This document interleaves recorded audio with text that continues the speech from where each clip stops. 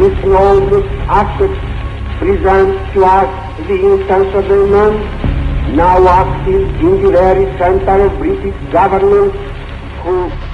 Αυτοί θέλουν το σκοταδισμό και το χαμό. Εμείς θέλουμε ελεύθερη, χαρούμενη, γερή Ελλάδα. Για μια τέτοια Ελλάδα χρειάζεται πολλή δουλειά. Με η δουλειά θα είναι ελεύθερη δική μας.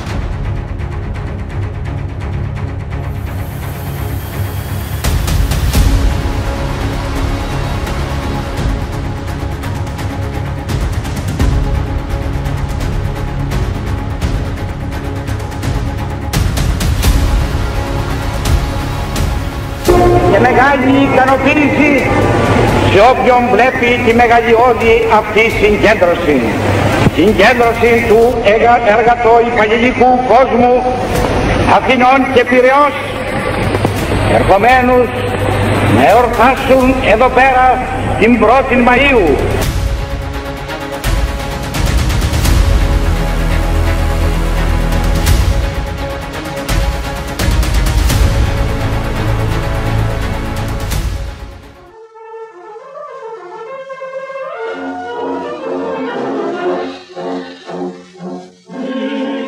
Μας την πατρίδα, την κανίκη τοϊκή, η ακόμη σε